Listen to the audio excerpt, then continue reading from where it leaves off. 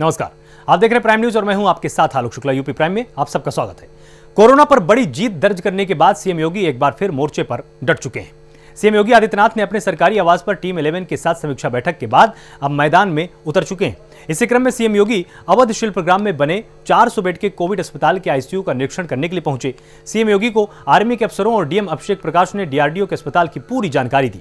CM ने अस्पताल के साथ आईसीयू और प्रशासनिक भवन का निरीक्षण भी किया। वहीं डीआरडीओ के सूत्रों के मुताबिक अस्पताल पूरी तरह से मरीजों के उपचार के लिए तैयार है।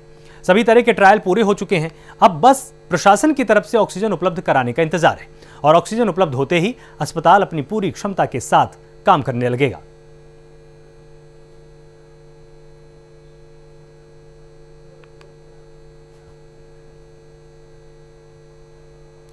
वहीं मुख्यमंत्री योगी आदित्यनाथ ने गन्ना किसानों से संवाद भी किया है। योगी आदित्यनाथ सरकार कोरोना संक्रमण के इस विषम समय में सूबे के गन्ना किसानों के सुख दुख का पूरा ध्यान रख रही है। प्रदेश की सरकार जहां एक तरफ चीनी मिलों को चलवा रही है, वहीं दूसरी तरफ गन्ना किसानों को उनके गन्ना मूल्य का भुगतान भी किया जा रहा है। 1,33,000 से अधिक गन्ना मूल्य का भुगतान सफलतापूर्वक कराने में सफलता प्राप्त की। 19-20 का 100% गन्ना मूल्य का भुगतान हुआ। इस 20-21 का भी कोरोना कालखंड के बावजूद 63-64% तक गन्ना मूल्य का भुगतान करने में सफलता प्राप्त की है। एक बड़ी उपलब्धि है। ये जानते हुए भी कि चीनी की उठान वर्तमान में ना के बराबर है, फिर भी गन्ना किसानों के हित के लिए उठाए गए कदमों ने किसान भाइयों के चेहरे पर एक नई खुशहाली लाई और यही खुशहाली प्रदेश की खुशहाली है। प्रदेश की और देश की खुशहाली यहीं से प्रारंभ होती है। मुझे प्रसन्नता है कि बहुत सारे प्रयोग इस दौरान गन्ना विभाग ने किए, चाहे वह एस्क्रो अकाउंट का रहा हो, चाहे वह गन्ना किसानों का सर्वे, सट्टा और कैलेंडर आदि समस्त सूचनाओं के लिए एक वेबसाइट www.kenup.in उन्हें उपलब्ध कराने का रहा हो, चाहे वह ई गन्ना ऐप डाउनलोड की सुविधा किसानों को उपलब्ध कराने का रहा हो, या फिर अन्य जो भी सुविधाएं गन्ना किसानों के हित में हो सकती थी, उस प्रकार की सुविधा उपलब्ध कराने का कार्य रहा हो। पूरी ईमानदारी, पूरी प्रतिबद्धता के साथ, पूरी पारदर्शी तरीके के साथ प्रदेश के अंदर इस कार्य को गन्ना विभाग ने गन्ना किसानों के हित में संचालित किया। इस समय भी जबकि हम सब जान रहे हैं कि आदरणीय प्रधानमंत्री जी की अनुकंपा से गन्ना किसानों के लिए एक जो महत्वपूर्ण कार्य, जो जहां पे चीनी की खपत के साथ साथ शुगर केन से सीधे इथेनॉल बनाने की भी सहमति देने के बाद अब बहुत सारी जगह चीनी के उत्पादन के साथ ही आवश्यकता पड़ने पर इथेनॉल का उत्पादन भी हो रहा है और देश के अंदर उत्तर प्रदेश वर्तमान में सर्वाधिक इथेनॉल उत्पादन करने वाला राज्य है। ये किसानों के चेहरे पर ही खुशहाली लाने का एक नया कार्य है। हम आदरणीय प्रधानमंत्री जी का इसके लिए उनका आभार व्यक्त करते हैं और साथ साथ अपने सभी किसान भाइयों को इस नए प्रयोग के लिए बधाई भी देते हैं। हम प्रदेश के अंदर किसानों के जीवन में खुशहाली लाने के लिए जो भी संभव हो पाएगा उस प्रकार के हर एक कदम को उठाने का कार्य करेंगे। आप सब जान रहे हैं कि वर्तमान में कोरोना की जो दूसरी वेव है, इसमें जितनी यानी संक्रमण 30 से 50 गुना अधिक है, इसीलिए इसमें सावधानी और सतर्कता की आवश्यकता है। मेरी आप सबसे अपील होगी कि सबसे पहले बचाव करते हुए हम लोग जरूर मास्क पहने, 2 गज की दूरी का पालन करें, सैनिटाइजर रखें, किसी चीज को छूते हैं तो सैनिटाइजर से हाथ साफ करें या साबुन और पानी से हाथ साफ करने की कार्रवाई करें। अपना बचाव करते हुए लोगों को बचाव के लिए प्रेरित करें। अगर ये कार्य हम कर सकेंगे, आज के दिन पे हमारे सामने सबसे बड़ी चुनौती है संक्रमण को गांव में जाने से रोकना। और इसके लिए गांव-गांव में आप सभी किसान भाई बड़ी जागरूकता का काम कर सकते हैं। हमने हर गांव में एक निगरानी, ग्राम पंचायत में निगरानी समिति का गठन किया है और निगरानी समितियों के साथ सहयोगी बनकर के हम लोग बहुत बड़ा काम कर सकते हैं कोरोना संक्रमण को गांव में जाने से बचाने में। साथ साथ गन्ना किसानों को जो सुविधा दी गई है कि वह ऑनलाइन पर्ची की व्यवस्था के माध्यम से वह अपने गन्ने का चीनी मिलों तक पहुंचाने का कार्य कर सकता है, कोई समस्या उसके सामने नहीं आएगी। इन सभी का अगर हम लाभ लेकर के वर्तमान में कोरोना के खिलाफ देश की इस लड़ाई में अपना योगदान दे सकेंगे, एक बहुत बड़ा कार्य इसके माध्यम से हम लोग करने में सफल हो सकते हैं। आज के इस अवसर पर मैं आप सबको इस बात के लिए आश्वस्त करता हूं कि चीनी मिलें, जब तक किसान भाइयों के खेत में गन्ना है चीनी मिलें चलेंगी, उन चीनी मिलों को हम लोग चलाएंगे और सभी मिल मालिकान के साथ हम लोगों के निरंतर संवाद चल रहे हैं, बातचीत चल रही है। चीनी मिलों को चलाने के लिए, गन्ना मूल्य के भुगतान को समयबद्ध ढंग से आगे बढ़ाने के लिए, किसान भाइयों को किसी प्रकार की समस्या न हो, इसके बारे में निरंतर उन पर दबाव भी बनाया जा रहा है, संवाद भी बनाया जा रहा है।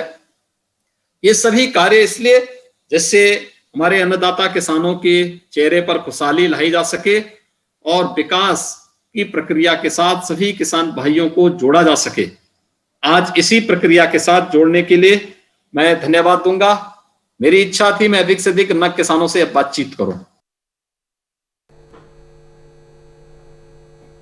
हरदोई में लगातार कोरोना मरीजों का आंकड़ा बढ़ता ही जा रहा है।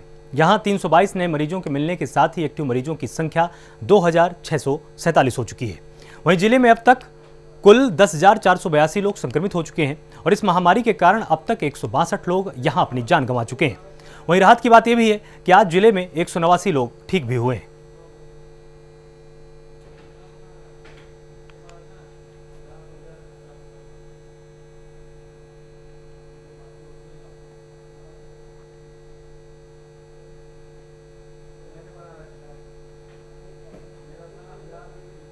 वहीं रामपुर जिले में प्रशासन स्वास्थ्य विभाग के अधिकारी लगातार इस समय भयानक कोरोना महामारी से लोगों को जागरूक कर रहे हैं।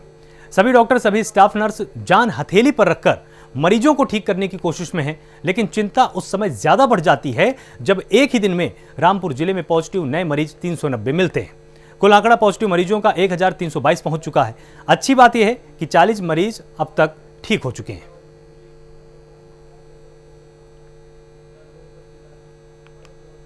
रामपुर में 390 पॉजिटिव केसेस प्राप्त हुए रिजल्ट्स और अब हमारे पास एक्टिव केसों की संख्या 1322 हो गई है रामपुर में।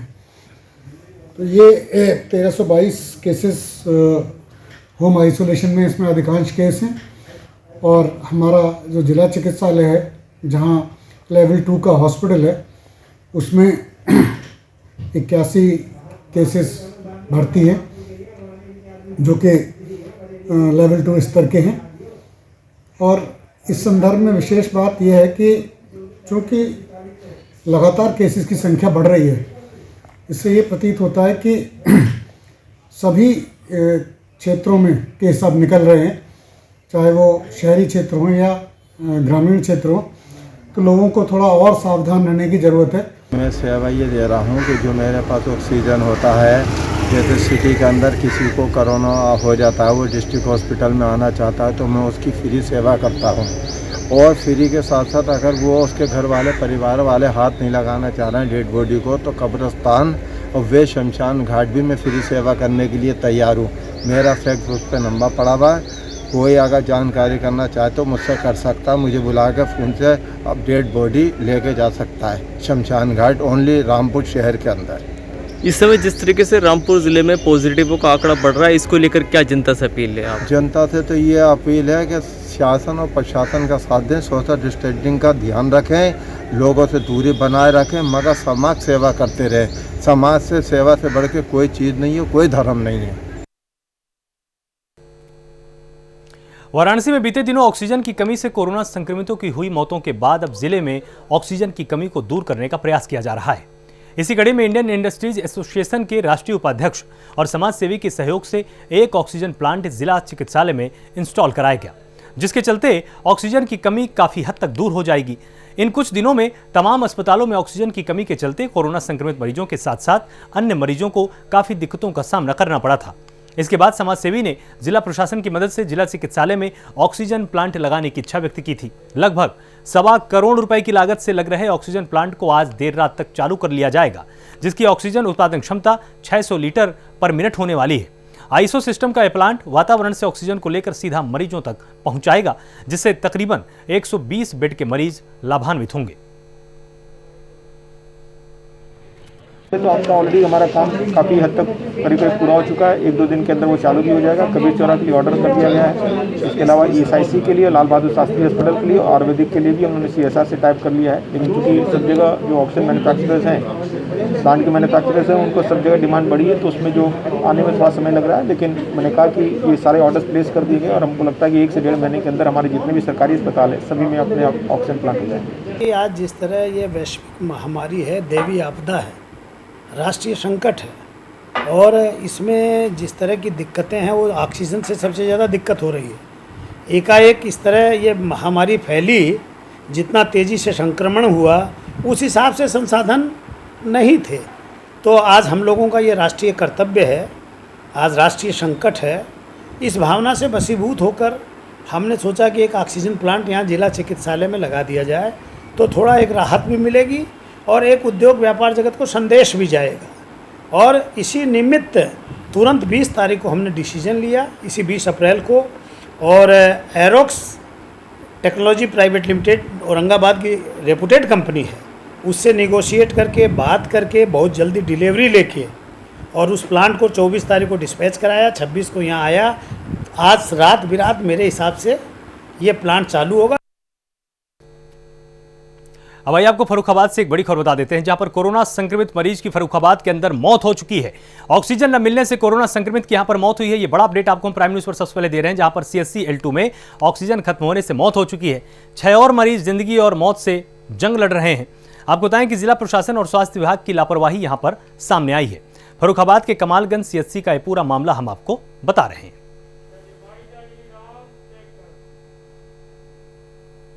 उत्तर प्रदेश में कोरोना को लेकर क्या अपडेट है, यूपी सरकार की प्रेस कॉन्फ्रेंस में इसकी पूरी जानकारी दी गई है। कोविड की इस लड़ाई में मुख्यमंत्री जी आज कोरोना से नेगेटिव होकर वो स्वयं आज डीआरडीओ के अस्पताल का निरीक्षण करने गए थे। डीआरडीओ द्वारा यहाँ लखनऊ शहर में 500 बिस्तर का एक अस्पताल बनाया जा रहा है, जिसमें कि 300 बिस्तर जो है वो आईसीयू वाले बिस्तर हैं, जिनमें कि वेंटिलेटर की व्यवस्था सब की गई है।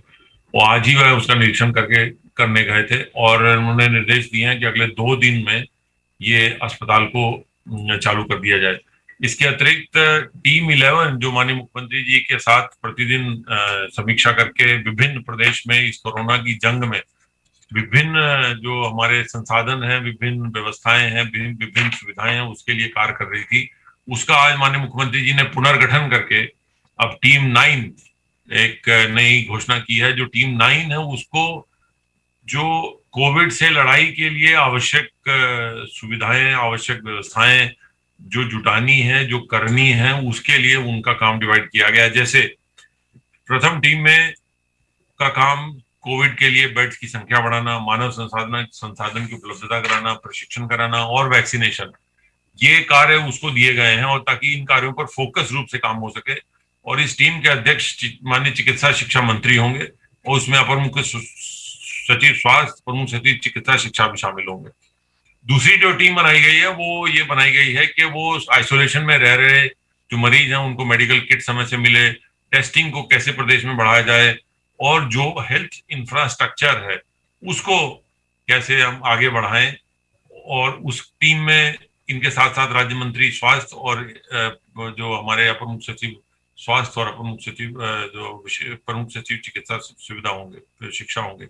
इसके साथ साथ जो तीसरी टीम है उसका कार्य है कि भारत सरकार से, क्योंकि बहुत सारी सुविधाएं, बहुत सारी व्यवस्थाएं, बहुत सारे इंतजाम भारत सरकार के माध्यम से हो रहे हैं, दवाइयां, वैक्सीनेशन का लगातार भारत सरकार से अनुश्रवण करना होता है, वो मुख्य सचिव की अध्यक्षता में ये तीसरी टीम काम करेगी।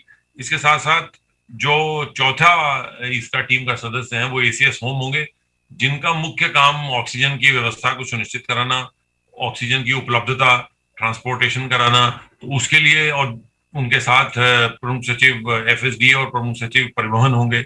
ये टीम प्रदेश में ऑक्सीजन के लिए काम करेगी।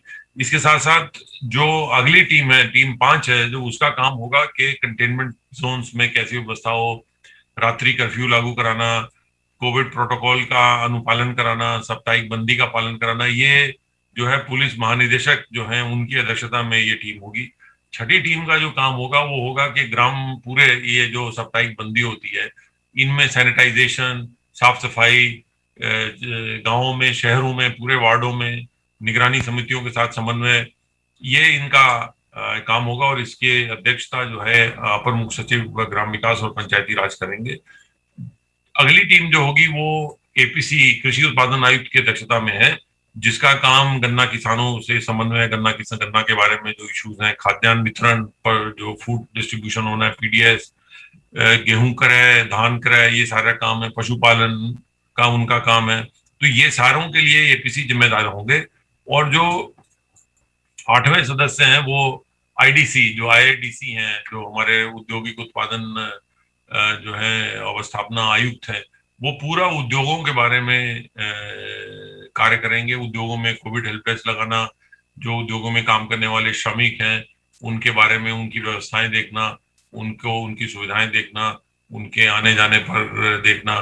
फिर जो नवा ग्रुप है वो प्रवासी श्रमिकों से रिलेटेड है, जो कि प्रवासी श्रमिक आ रहे हैं उनको, उनका रिकॉर्ड रखना, उनकी देखभाल करना, उनके लिए सुविधाएं करना, और निगरानी समितियों के माध्यम से इन श्रमिकों के स्वास्थ्य का ध्यान रखना।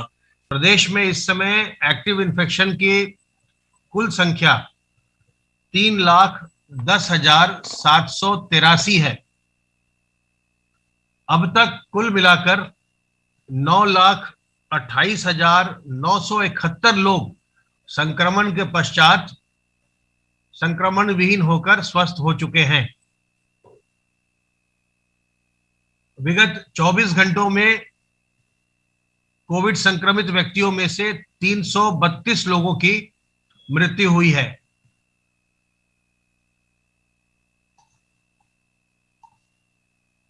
विगत 24 घंटों में प्रदेश में 2,44,148 सैंपल्स की जांच की गई और अब तक कुल मिलाकर 4,07,98,042 सैंपल की जांच की जा चुकी है। जो 2,44,148 जांचें हुई हैं, इनमें से 1,08,000 से अधिक आरटीपीसीआर की जांचें हैं तथा इनमें से कुल टेस्ट में से 22,000 से अधिक निजी प्रयोगशालाओं के द्वारा किए गए। कल जनपदों से आरटीपीसीआर के टेस्ट के लिए 1,15,142 सैंपल प्रयोगशालाओं को भेजे गए हैं। कुल एक्टिव केस में से 2,43,730 होम आइसोलेशन में हैं और घर पर रहकर ही स्वास्थ्य लाभ कर रहे हैं। इन सभी लोगों को घर पर जो कोविड की दवाइयां होती हैं उनको उपलब्ध कराने का एक विशेष अभियान चल रहा है और सभी जिलों में इसे चलाया जा रहा है ताकि सभी कोविड संक्रमित व्यक्तियों को जो होम आइसोलेशन में हैं उन्हें दवाइयां उपलब्ध की जा सकें।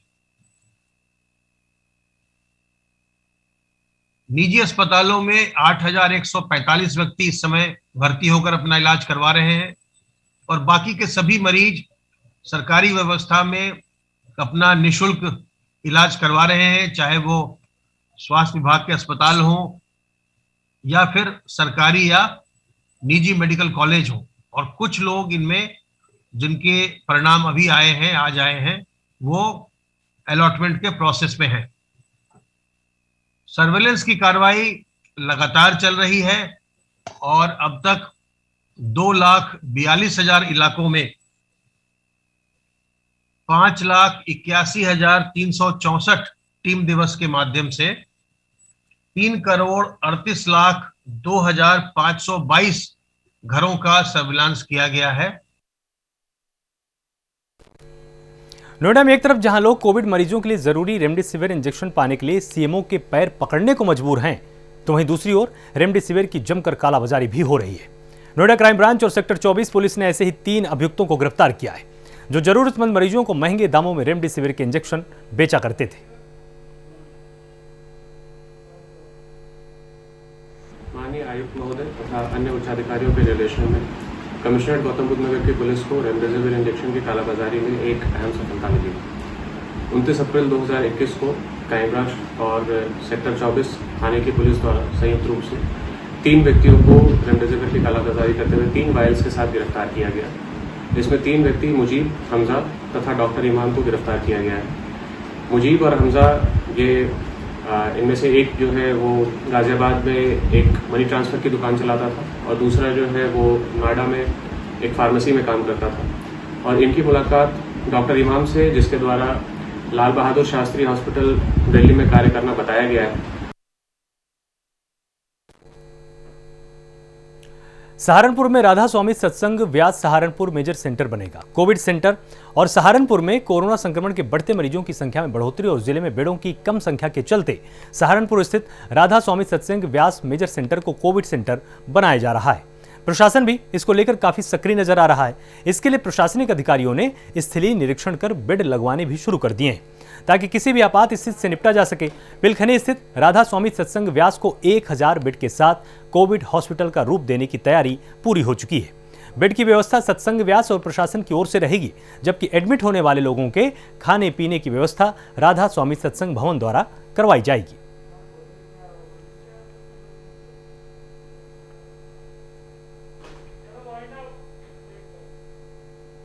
यूपी प्राइम में फिलहाल इतना ही। आप लगातार जुड़े रहिए प्राइम न्यूज के साथ। नमस्कार।